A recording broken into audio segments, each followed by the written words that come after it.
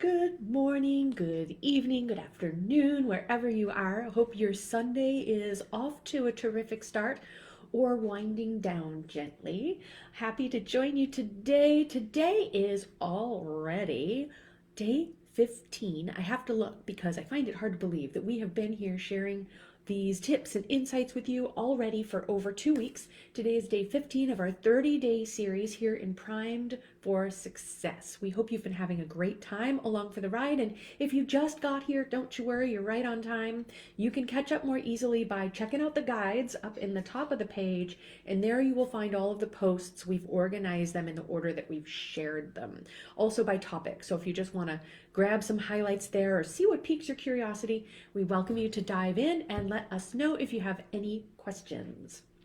Today, but first, before I get into today's topic, I want to let you know that we will be doing a bonus live video later today at 4 p.m. Pacific, 7 p.m. Eastern. Lee and I are going to hop back online and tell you who is coming out ahead of the pack this week in engagement, commenting, sharing, cheering people on here inside the group. We told you that every week we would draw a winner, select the most engaged participant here. Last week's winner was Alan Carez. He won a $15 Amazon gift card. So if you have some time today and you feel like catching up, maybe that's a little extra incentive to check out the posts, comment, share your takeaways. Again, any questions that we can answer for you so you can make the most out of this 30 days free trial of Positive Prime. Lee and I can't say enough about this transformative technology, the potential that it has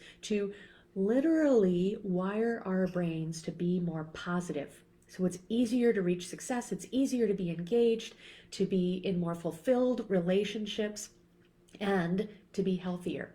So today, back to the matter at hand, I am exploring what more there is to positive psychology than simply the matter of happiness, right? If we lived life only about the pursuit of happiness, where would we get? Maybe not far. On a rainy San Diego morning like today, maybe I'd still be in bed. But duty calls. So what more is there to a fulfilled, a meaningful life? What does well-being look like for you? If you have a comment, we'd love to hear that. Please share that. What other aspects of well-being matter beyond simply feeling happy, simply feeling positive? And, as they measure in research and the studies that they do within the field of psychology, positive is better than negative or neutral, right? So there's still a bit of this span there, a bit of the scale that you can explore. So happiness doesn't have to mean joyful, like you're about to break into dance, but it could. And what would happen if we cultivated more of that? We have shared previously the benefits of positivity. Sales people tend to be 37% better, stronger at sales. Even doctors are faster and more accurate at making diagnoses. People are promoted more frequently, more quickly in their careers because they're more open to feedback, to engagement, to learning and growing, right? It's a very interesting and interconnected web of benefits that come from positivity. But it's not simply about being happier that leads to these. So Martin Seligman, after years of advocating for his authentic happiness theory, which really was all about feeling happier, and the measure of that was simply life satisfaction. That's a pretty short scale, the satisfaction with life scale, and it makes an effort to make an objective reading of a subjective matter. How do we feel, really? And that's very different. That's as different as trying to quantify different people measuring levels of pain, right? It's very, very personal in the way that we experience it. He got called out on the carpet one day and he had to re-examine this happiness theory. One of his students, Senia Maiman, and he shares this in his book, Flourish, A Visionary New Understanding of Happiness and Well-Being. And in this book, he explains and he expands on his new well-being theory. And I'll share a post here today too that has a visual so you can see the 5 components of well-being as he sees them. There is positive emotion. Of course, that matters. We do make choices in our lives to promote feeling happier, right? We are in the pursuit of happiness ultimately, whether we still believe that is on the other side of success or simply, do I stay in bed a little bit longer before I get up, or do I go ahead and get up now so I can have a more leisurely and relaxed morning, right? What makes us feel better? It's good to be in tune with that, but also the rest of our span of emotions. And sometimes other aspects of well-being come with other emotions beyond happiness. So what else can we develop, cultivate in our lives to contribute to well-being? We can also draw on engagement, being engaged in what we're doing. And this is in that realm of being in flow or working in the zone. And a lot of times people, when after they've been in that space, they've been working in flow, time falls away, they're completely engrossed in what they're doing. If you ask them how they feel, they might not have any emotion to tag along with that. Seligman actually proposes that because it engages all of our resources, all of our mental focus, there isn't really the bandwidth, if you will, left over for emotional states or evaluation. So when people are in flow, there isn't always an emotion attached to that, but it is one of those things that contribute to well-being. Being engaged in our work can have great benefits, very mentally stimulating as well as rewarding. And that working in that flow state tends to draw on when we're really utilizing our strengths. So if you remember earlier in the week, we were talking about strengths. I'm going to take a super quick span up there and see if I can find it really quickly, or I'll comment in there how you can draw on that. But I actually shared a link so you can do the Strengths Finder exam if you're curious about what your natural strengths are. I'll circle back on that. So beyond engagement, positive relationships. And we've talked about why in the Positive Prime sessions you see groups of people, families and friend groups and working groups, because relationships are so fulfilling and rewarding. We really are, whether you consider yourself an introvert or an extrovert, we really are social beings. And sometimes we make choices that might not make us happy, that do bring us that relationship fulfillment. Seligman uses as an example in the book parents. If we made all of our choices simply on being happy, would people choose to become parents? They're sacrificing a little bit of happiness there, and they know that going into it.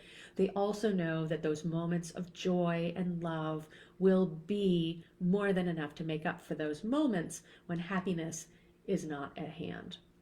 So beyond positive emotions, engagement, and relationships, we love, we crave, we thrive when we have meaning in our life. So beyond being engaged in what we're doing, feeling like we are of service, feeling like we are supporting others, that kind of meaning, whether that is simply caring for the family and the people that you love or being of greater service in your community, can be deeply fulfilling and rewarding. And also accomplishment. Sometimes people, even if there isn't a race to be won, it isn't an element of competition per se, we feel a drive to grow, to do more, to excel for the sake of bettering ourselves. And when we can recognize our accomplishments, that is another really powerful aspect of well-being. And this might be a topic for another day. I'd love to hear if you acknowledge your own accomplishments. Sometimes that can be a bit of a stumbling block. Sometimes we think we have to have that reflected back to us, perhaps by the promotion at work, recognition by our peers or our team or our clients. We push and push and push until our client recognizes, wow, I couldn't have done this without you. Are you doing what you can do to honor your own accomplishments, to recognize internally that you are worthy, that you are growing, and that you are improving, and that these accomplishments matter, even if you're the only one that sees them? I'd love to hear what you have to say about that. Share your thoughts in the comments on that as well. I do think that many of us struggle with worthiness.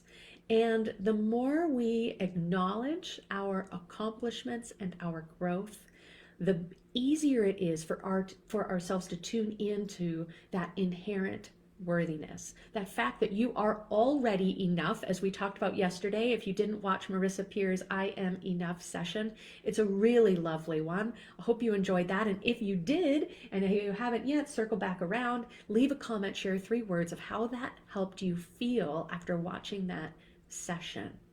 So those 5 aspects, Martin Seligman's theory of well-being, are positive emotions, engagement, relationships, meaning, and accomplishment. So we'd love to hear what you think about that. And let me take a quick look over here. What's our success work of the day? Looking at distraction. So we have another session to recommend. One of our favorites is Don't Sweat the Small Stuff. That session is created by the author of a book by the same name, Don't Sweat the Small Stuff, to encourage you, to inspire you to let go, slow down, prioritize, and be mindful. What a great topic for today, for your Sunday. If the week ahead is starting to creep in and hamper your relaxation, be sure to check out this session, Don't Sweat the Small Stuff, or in that success work post, if you watch a different session, just let us know the title of that one and share your takeaway. Let us know how you feel after watching that session. Thanks for joining me today. Wishing you a marvelous day ahead. Hoping a little leisure with your Sunday. We're so grateful to have you here with us, and I will be back here later today with Lee at 4 p.m. Pacific, 7 p.m. Eastern, and we'll be revealing who our week number 2 winner is. So there's still time to spend a little time going through those guides, leave your comments, share your takeaways, and we will be revealing who has been the most active and supportive here in the group this week, and they will be our week number 2 winner. So we'll see you back here for that announcement later today. Wishing you a wonderful day, and take good care of yourself and of the ones that you love. Talk to you soon.